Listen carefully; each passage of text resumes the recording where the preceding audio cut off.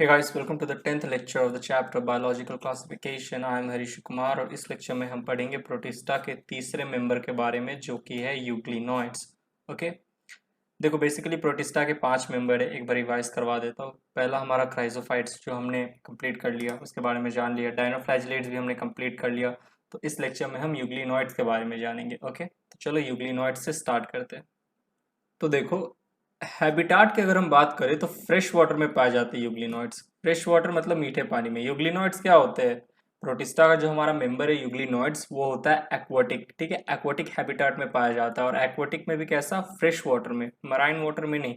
और कैसे fresh water में? स्टैग्नेंट फ्रेश वाटर में। स्टैग्नेंट मतलब क्या होता है? रुका हुआ पानी। ठीक है, जैसे रिवर में क्या होता है, पानी फ्लो करता रहता है। लेकिन पॉन्ड में तुम देखोगे या कहीं कहीं पे देखोगे, वहां पे जो हमारा ये जो पानी रहता है वो रुका हुआ रहता है, फ्लो नहीं करता है, ठहरा हुआ पानी जिसे हम कहते हैं। तो फ्रेश वाटर में पाया जाएगा। कैसे फ्रेश वाटर में? स्टैग्नेंट। स्टॉप। ठीक है, स्टॉप से समझ जाना, एक आइडिया मिल जाएगा तुम्हें। तो स्टैग्नेंट फ्रेश वाटर में हमारा जो ये यूग्लिनोइड्स है, प्रोटिस्टा का मेंबर, वो पाया जाता है। Next, mode of nutrition. Mode of nutrition यानी कि अपना न्यूट्रिशन कैसे बनाता है प्रोटिस्टा। देखो, मिक्सोट्रॉपिक होते हैं। मिक्सोट्रॉपिक मतलब क्या? देखो, ऑटोट्रॉपिक प्लस हेटरोट्रॉपिक। ऑटोट्रॉपिक में क्या होता है? यूग्लिनोइड्स जो होता है वो अपना खाना खुद से बनाएगा। ओके, किसी ऑर्गेनिज्म पे डिपेंड नहीं होगा। लेकिन हेट्रोट्रॉपिक में क्या होता है? हेट्रोट्रॉपिक में होता है कि ये जो हमारा यूग्लिनोइड्स है वो दूसरे ऑर्गेनिज्म पे डिपेंड करता है मोड ऑफ न्यूट्रिशन के लिए, अपना न्यूट्रिशन बनाने के लिए। ठीक है, तो दोनों तरह का न्यूट्रिशन देखा जाता है यूग्लिनोइड्स में, ऑटोट्रॉपिक प्लस हेट्रोट्रॉपिक। ऑटोट्रॉपिक में खुद से बना रहा है अपना न्यूट्रिशन, और हेट्रोट्रॉपिक में दूसरे ऑर्गेनिज्म पे डिपेंड कर रहा है यूग्लिनोइड्स अपने न्यूट्रिशन के लिए। तो इसीलिए मिक्सोट्रॉपिक कहा गया। ऑटोट्रॉपिक प्लस हेटरोट्रॉपिक का मिक्स, तो मिक्सोट्रॉपिक मोड ऑफ न्यूट्रिशन होता है। अब देखो, in the presence of light, जब सनलाइट प्रेजेंट, ठीक है, जब सनलाइट प्रेजेंट है, जब सनलाइट मिल रहा है यूग्लिनोइड्स को, तो यूग्लिनोइड्स क्या करेगा? फोटोट्रॉपिक मोड ऑफ न्यूट्रिशन दिखाएगा, यानी कि फोटोसिंथेसिस करेगा। और फोटोसिंथेसिस करेगा तो क्या न्यूट्रिशन, क्या मोड ऑफ न्यूट्रिशन हम कहेंगे? Phototropic mode of nutrition. और फोटोट्रॉपिक मोड ऑफ न्यूट्रिशन में क्या होता है? लाइट का इस्तेमाल करके, सनलाइट का इस्तेमाल करके अपना फूड बनाता है।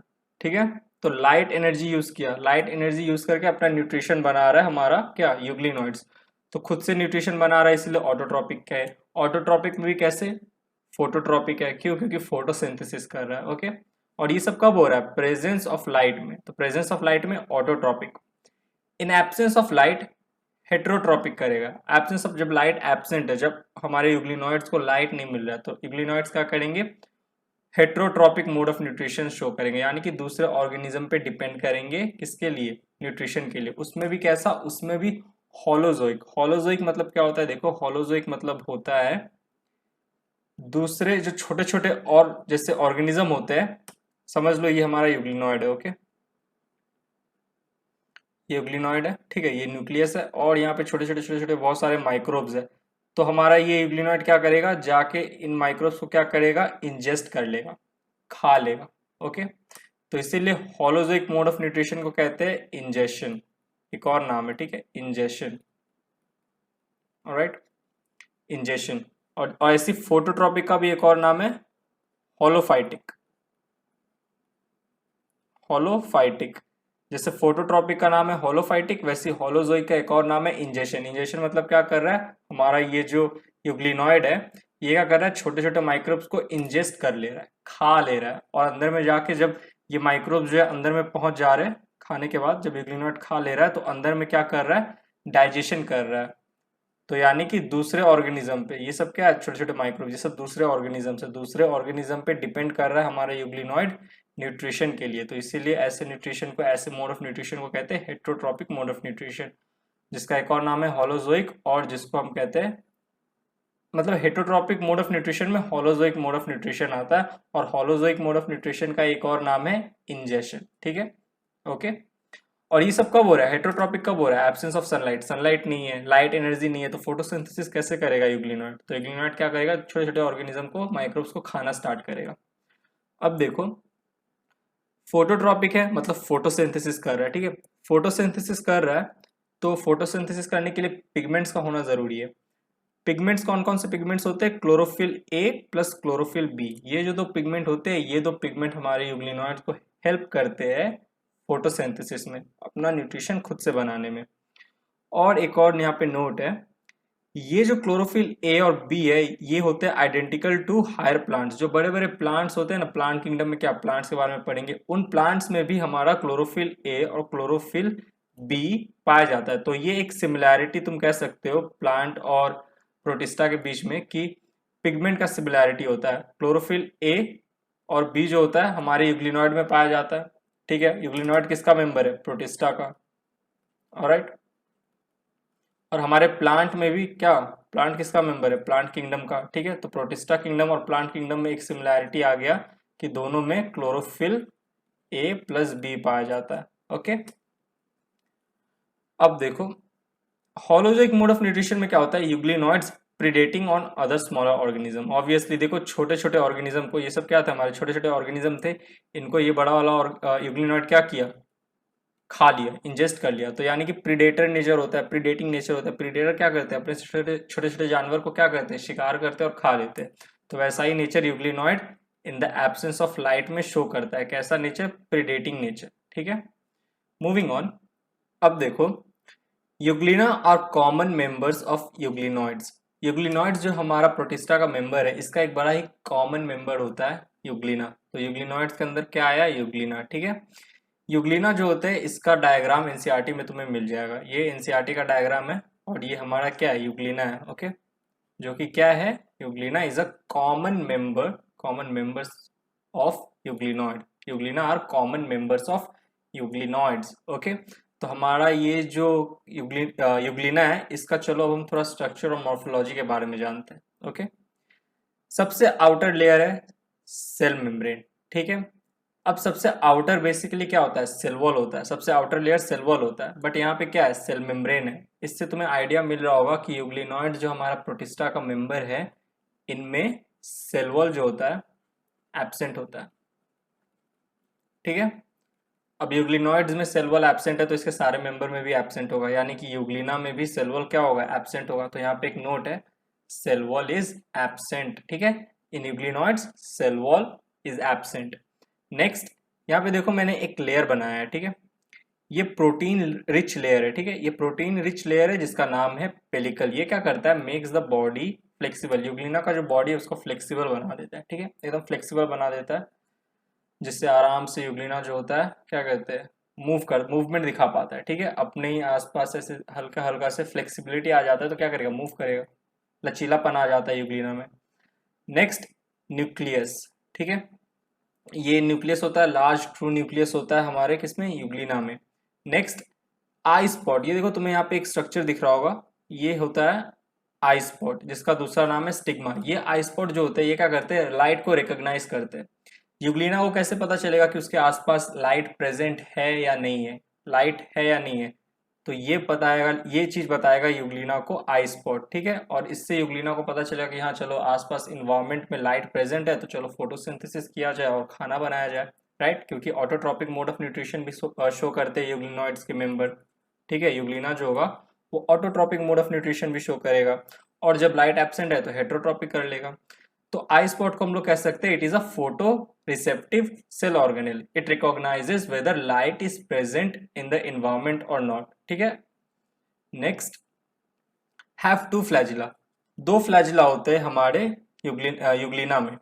एक होता है लॉन्ग फ्लैजिलम। ये देखो, ये जो फ्लैजिलम है, ये देखो कितना लंबा है, लॉन्ग है। राइट, और ये शॉर्ट फ्लैजिलम, देखो यहाँ शुरू हुआ बस यहीं खत्म हो गया। तो दो फ्लैजिला होते हैं, एक होता है long flagellum. Flagella basically plural form है और फ्लैजिलम सिंगुलर फॉर्म है। ठीक है, इसलिए ये मत कंफ्यूज हो जाना कि फ्लैजिला और फ्लैजिलम क्या क्या, ये बेसिक इंग्लिश है, तुम लोगों को पता ही होगा, छोड़ो हटा। तो लॉन्ग फ्लैजिलम होता है, एक शॉर्ट फ्लैजिलम होता है। Long flagellum helps in motility. Motility कौन प्रोवाइड करेगा यूग्लिना को? Long flagellum. Short flagellum motility में कुछ काम नहीं करता, बस ऐसे ही प्रेजेंट होता है। ठीक है, लेकिन मेन जो फंक्शन करता है ना, फंक्शनल फ्लैजिलम जो है वो हमारा लॉन्ग फ्लैजिलम है। ठीक है, जो कि मोटिलिटी में हेल्प करता है। ये short flagellum non functional flagella है। ये मोटिलिटी में यूग्लिना को अगर एक जगह से दूसरी जगह जाना है तो कौन सा फ्लैजिलम हेल्प करेगा? Long flagellum. Alright, moving on. ये देखो यहाँ पे तुम्हें एक स्ट्रक्चर दिख रहा होगा ब्लू कलर का, इसको हम कहते हैं कॉन्ट्रैक्टिल वैक्यूल। ये क्या करता है? Helps in osmo regulation. अब देखो मैंने क्या कहा था, फ्रेश वाटर में पाए जाते हैं, राइट? फ्रेश वाटर में, स्टैग्नेंट फ्रेश वाटर में पाए जाते हैं क्या? यूग्लिनॉइड्स। और यूग्लिना क्या है? यूग्लिनॉइड का मेंबर है, तो यूग्लिना भी फ्रेश वाटर में पाया जाएगा, स्टैग्नेंट फ्रेश वाटर में। तो ये जो कॉन्ट्रैक्टिल वैक्यूल होता है ये डिसाइड करता है कि कितना पानी, कितना वाटर सेल के अंदर रहना चाहिए या कितना नहीं रहना चाहिए, ठीक है? तो रेगुलेट करता है, क्या करता है? वाटर रेगुलेट करता है इनसाइड द यूग्लिना कि कितना पानी रहना चाहिए, कितना पानी नहीं रहना चाहिए। तो helps in, basically helps in osmo regulation, osmo regulation में हेल्प करता है। कौन? कॉन्ट्रैक्टिल वैक्यूल। किसमें? यूग्लिना में। यूग्लिना क्या है? यूग्लिनॉइड्स का मेंबर है। यूग्लिनॉइड्स क्या है? प्रोटिस्टा के मेंबर है। ऑलराइट, कनेक्शन बना रहा हो, समझते रहना। चलो अब नेक्स्ट स्लाइड में बढ़ते हैं, आगे देखते हैं और क्या क्या चीजें यूग्लिनॉइड्स के अंदर। अब चलो रिप्रोडक्शन देखते हैं। Euglenoids reproduce only by asexual reproduction. अगर यूग्लिनॉइड्स में रिप्रोडक्शन की बात की जाए तो सिर्फ असेक्सुअल रिप्रोडक्शन से ही यूग्लिनॉइड्स जो होते हैं वो रिप्रोड्यूस करते हैं, और प्रोसेस का नाम है longitudinal binary fusion. It is a mode of asexual reproduction by which euglenoids reproduce. Okay, एक नोट है यहाँ पे, no sexual reproduction has been discovered in euglenoids yet. Euglenoids में अभी तक कोई भी सेक्सुअल रिप्रोडक्शन नहीं देखा गया है। यूग्लिनॉइड्स के जितने भी मेंबर होते हैं उन सभी में अभी तक सेक्सुअल रिप्रोडक्शन नहीं देखा गया है। तो यानी कि यूग्लिनॉइड्स के सारे मेंबर जो होते हैं, यानी कि यूग्लिना जो होते हैं और भी बाकी जो मेंबर होते हैं, वो सब क्या?